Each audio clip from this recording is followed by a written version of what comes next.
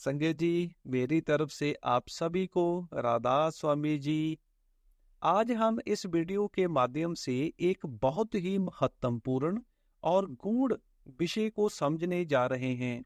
कई सत्संगी यह सवाल करते हैं, हम कई वर्षों से भजन सिमरन कर रहे हैं, लेकिन तीसरे तिल पर हमें अभी तक प्रकाश दिखाई नहीं देता, केवल अंधेरा ही अंधेरा दिखाई देता है। इसका कारण क्या है? संगत जी, जब हम भजन सिमरन में आगे बढ़ते हैं, जब सूरत धीरे धीरे बाहर की दुनिया से हटकर अंदर की ओर चलना शुरू करती है, तो सबसे पहला अनुभव प्रकाश का ही होता है। यही प्रकाश आगे के आध्यात्मिक मार्ग पर ले जाने वाला होता है। यही प्रकाश हमें सचखंड की दिशा का संकेत देता है। बाबा जी कहते हैं, पहले प्रकाश दिखाई देगा और वह प्रकाश आपको आगे का रास्ता दिखाएगा। अब सवाल पैदा होता है, शुरुआत में अंधेरा दिखाई देना, क्या यह गलत है? संजय जी, जब हम गुरु के बताए अनुसार भजन सिमरन करते हैं और पहली बार ध्यान को तीसरे तिल में ले जाने का प्रयास करते हैं, तो हमें वहां घना अंधेरा ही दिखाई देता है। यह बिल्कुल स्वाभाविक है, इसमें घबराने की कोई बात नहीं है। जैसे जैसे हम रोजाना अभ्यास करते हैं, जैसे जैसे हमारा ध्यान बाहर की इंद्रियों से सिमटकर तीसरे तिल पर टिकने लगता है, उसी अंधेरे में से हल्की सी रोशनी दिखाई देने लगती है। पहले धुंधली, फिर स्थिर और फिर तेज प्रकाश।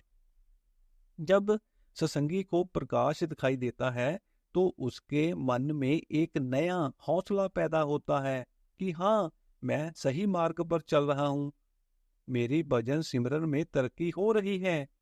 लेकिन संजय जी, कई सत्संगियों की यह शिकायत रहती है, उन्हें भजन सिमरन करते हुए कई वर्ष हो गए, परंतु अभी तक अंधेरे में से आगे प्रकाश दिखाई नहीं दिया। आज हम इन्हीं कारणों को विस्तार से समझेंगे। संजय जी, वीडियो में आगे बढ़ने से पहले आपसे एक छोटी सी विनती है।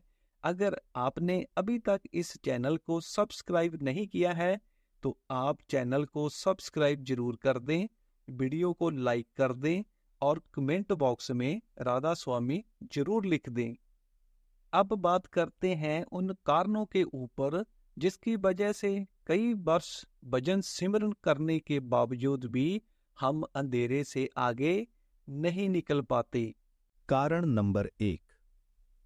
संगत जी, सबसे पहला और सबसे महत्वपूर्ण कारण यही है कि हमारा ध्यान पूरी तरह से तीसरे तिल पर टिक नहीं पाता। हमें अपने आप से ये प्रश्न पूछना चाहिए कि भजन सिमरन करते समय हमारा ध्यान कितनी देर अंदर रहता है। क्या हम सच में तीसरे तिल पर टिक पाते हैं या बार बार बाहर भाग जाते हैं? अगर हमारा ध्यान बार बार इधर उधर भटकता है, तो प्रकाश दिखाई देना संभव नहीं है। हमें ये समझना होगा कि प्रकाश तभी दिखाई देता है जब ध्यान स्थिर होता है। बाबा जी कहते हैं, जहां ध्यान ठहरता है वहीं द्वार खुलता है। इसलिए संगत जी, अगर अभी तक प्रकाश नहीं दिखाई दिया है, तो चिंता करने की कोई आवश्यकता नहीं है। इसका केवल इतना ही अर्थ है कि हमें भजन सिमरन में और मेहनत और लगन और निरंतरता की आवश्यकता है। कारण नंबर 2, कर्मों का प्रभाव। संगत जी, अपने अंदर प्रकाश का दर्शन होना केवल अभ्यास पर ही नहीं, बल्कि हमारे पूर्व कर्मों पर भी निर्भर करता है। ऐसे भी सत्संगी हैं जिन्हें अभी तक नामदान नहीं मिला, लेकिन ध्यान के समय उन्हें प्रकाश दिखाई देता है। और ऐसे भी सत्संगी हैं जिन्हें नामदान मिला हुआ है, जो वर्षों से भजन सिमरन कर रहे हैं, फिर भी अभी तक प्रकाश का अनुभव नहीं हुआ। कुछ सत्संगी ऐसे भी हैं जिन्हें भजन सिमरन पर बैठे पहले ही दिन प्रकाश दिखाई देने लगता है। ये सब हमारे पिछले जन्मों के संस्कार और कर्मों का प्रभाव है। बाबा जी कहते हैं, कोई जल्दी पाए, कोई देर से पाए, पर जो पाता है गुरु की कृपा से ही पाता है। इसलिए संगत जी, हमें तुलना नहीं करनी चाहिए। हमें बस इतना करना है कि गुरु के बताए हुए मार्ग पर श्रद्धा और विश्वास के साथ चलते रहें। कारण नंबर 3, भजन सिमरन को पूरा समय ना देना। संगत जी, तीसरा बड़ा कारण ये है कि हम भजन सिमरन को पूरा समय नहीं देते। कई बार ऐसा होता है कि हम ध्यान पर बैठते तो हैं, लेकिन केवल औपचारिकता निभाते हैं। कुछ देर नाम जपते हैं, मन को इकट्ठा करने की कोशिश ही नहीं करते और फिर उठ जाते हैं। इसे ही कहा गया है कार्रवाई डालना। अगर हम ऐसा कर रहे हैं तो हमें अपने अंदर झांक कर देखना होगा। बाबा जी कहते हैं, जो अभ्यास को खेल समझे उसे अनुभव कैसे मिले। संगत जी, भजन सिमरन समय, धैर्य और सच्ची लगन मांगता है। जब हम पूरे समय के लिए पूरी श्रद्धा के साथ बैठते हैं तभी अंदर के द्वार खुलते हैं। कारण नंबर 4, बाहर की आसक्ति और मन की चंचलता। संगत जी, चौथा बड़ा कारण ये है कि हमारा मन अभी तक पूरी तरह से बाहर की दुनिया से मुक्त नहीं हुआ है। हम भजन सिमरन पर तो बैठ जाते हैं, लेकिन हमारा मन घर परिवार की बातों में, धन दौलत की चिंता में, रिश्तों की उलझनों में, बीते हुए और आने वाले समय में भटका रहता है। जब तक मन बाहर की वस्तुओं में उलझा रहेगा तब तक ध्यान तीसरे तिल पर टिक ही नहीं सकता, और जब ध्यान टिकेगा नहीं तो प्रकाश कैसे दिखाई देगा। बाबा जी कहते हैं, अगर मन बाहर दौड़े फिर अंदर द्वार कैसे खुले। इसलिए संगत जी, हमें धीरे धीरे मन को समझाना है, प्रेम से, धैर्य से। मन से लड़ना नहीं है, बल्कि उसे गुरु के नाम में लगाना है। जैसे जैसे बाहर की आसक्ति कम होगी वैसे वैसे अंदर का प्रकाश स्वयं प्रकट होने लगेगा। कारण नंबर 5, गुरु पर पूरा विश्वास न होना। संगत जी, 5वां कारण बहुत ही सूक्ष्म है लेकिन बहुत गहरा है। कई बार हम ऊपर ऊपर से तो गुरु पर विश्वास करते हैं, लेकिन अंदर कहीं न कहीं हमारे मन में शंका रहती है। क्या सच में प्रकाश दिखाई देगा? क्या मैं सही मार्ग पर हूं? क्या मुझसे होगा भी या नहीं? ये शंकाएं हमारे ध्यान के रास्ते में दीवार बन जाती हैं। बाबा जी कहते हैं, जहां विश्वास पूरा होता है वहीं कृपा अपने आप उतरती है। संगत जी, भजन सिमरन केवल अभ्यास नहीं है, ये गुरु पर पूर्ण समर्पण है। जिस दिन हमारा मन बिना सवाल किए गुरु के चरणों में टिक जाता है, उसी दिन अंदर के द्वार खुलने लगते हैं। इसलिए हमें परिणाम की चिंता छोड़कर केवल अभ्यास करना है। जो देना है गुरु अपने समय पर देंगे। कारण नंबर 6, जीवन में संयम और मर्यादा की कमी। संगत जी, छठा और अंतिम कारण ये है कि हम भजन सिमरन तो करना चाहते हैं, लेकिन जीवन में संयम और मर्यादा को पूरी तरह नहीं अपनाते। अगर दिन भर मन गलत विचारों में डूबा रहे, वाणी कठोर हो, क्रोध, अहंकार और ईर्ष्या बनी रहे और रात को हम ध्यान पर बैठ जाएं, तो अंदर प्रकाश प्रकट होना कठिन हो जाता है। बाबा जी कहते हैं, जैसा जीवन वैसा ध्यान। संगत जी, भजन सिमरन केवल बैठने का नाम नहीं है, ये पूरे दिन की जीवन शैली से जुड़ा हुआ है। जैसे जैसे हम अपने विचार, वाणी और कर्मों को शुद्ध करते हैं, वैसे वैसे ध्यान अपने आप गहरा होने लगता है और उसी गहराई में प्रकाश दिखाई देता है। संगत जी, जो हमने ऊपर बात की उसको अच्छे से समझने के लिए अब मैं आपको यहाँ पर महाराज सावन सिंह जी की एक सच्ची बात सुनाता हूँ। संगत जी, ये बात महाराज सावन सिंह जी के एक सत्संगी की है। देखने में बिल्कुल सामान्य, न कोई विशेष विद्या, न कोई बड़ा पद, पर उनके हृदय में गुरु के प्रति अपार श्रद्धा थी। उन्हें महाराज जी से नाम दान मिले लगभग 10 वर्ष हो चुके थे। वे नियम से रोज भजन सिमरन करते थे। सुबह अमृत वेला में उठना, स्नान करना, शांत स्थान पर बैठना, सब कुछ गुरु मर्यादा के अनुसार। उन्होंने कभी अभ्यास छोड़ा नहीं, चाहे मन लगे या ना लगे, वे रोज ध्यान पर अवश्य बैठते थे। परंतु संगत जी, एक बात उन्हें अंदर ही अंदर खा रही थी। जब भी वे तीसरे तिल पर ध्यान ले जाते, उन्हें केवल घना अंधेरा ही दिखाई देता था। न कोई चमक, न कोई प्रकाश, न ही कोई शब्द। 10 वर्ष बीत गए, अंधेरा वैसा ही बना रहा। उसने कई बार सत्संग में सुन रखा था कि अंदर प्रकाश दिखाई देता है।